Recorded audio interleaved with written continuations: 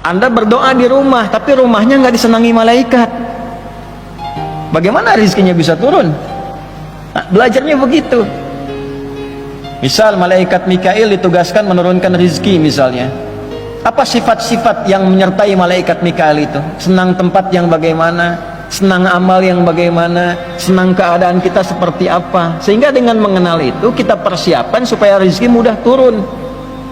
Anda berdoa di rumah, tapi rumahnya nggak disenangi malaikat. Bagaimana rizkinya bisa turun? Nah, belajarnya begitu. Kenal malaikat maut misalnya, ya, tahu malaikat maut, Israel. Pelajari sifatnya. Bagaimana sifatnya saat datang, bagaimana tanda-tandanya ketika datang, ya, supaya punya persiapan ketika pulang.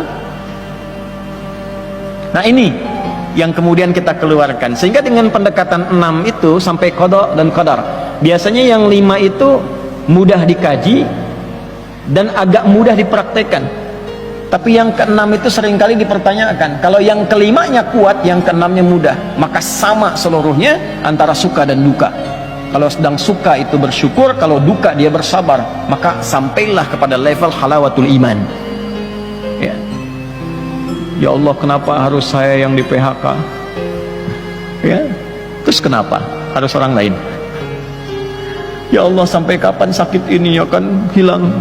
Nah, itu kalau paham qada dan qadar, semua arah ujian diarahkan kepada syukur dan sabar. Nah, ini level iman yang 6. Kalau sudah imannya bagus, keislaman dijalankan, tinggal yang ketiga, yaitu selalu merasakan diawasi Allah dalam beraktivitas. Itulah ihsan. Tinggal tunggu kiamat. Imma kiamat sughra untuk orang beriman semua, wafat. Tunggu sampai wafat. Ya, setelah orang beriman semua meninggal, kiamat kubra yang datang.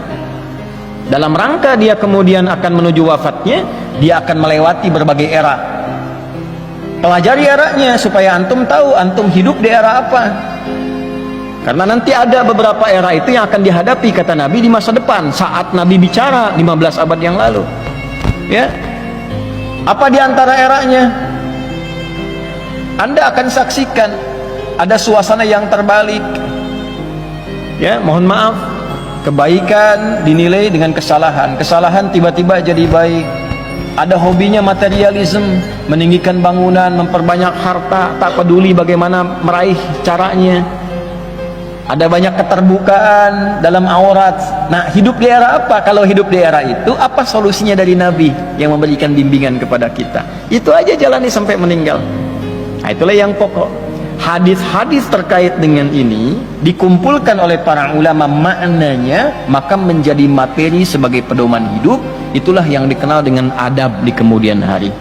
Maka di antara adab itu dikumpulkan pada sifat utama di hadis dimaksud. Ada adab untuk pengajar, ada adab untuk pelajar. Nah, kita saat ini memasuki di akhir halaman ke-24, adab untuk pengajar. Supaya antum tahu ustadz-ustadz yang baik bagaimana. Kalau sudah tahu ustadz yang baik, kiai yang baik, nah disitulah ada keberkahan ilmu. Kan sering disampaikan nih, tadi di Al-Azhar kan disampaikan juga oleh Ustaz Khunaif itu, ya. Nanti ada kajian ini, kajian itu, kajian ini, kajian itu. Di masjid lain juga banyak. Ya. Nah, apa standarnya dari Nabi sallallahu alaihi wasallam untuk mengetahui bahwa pengajar-pengajar itu baik menurut Allah dan Rasulnya?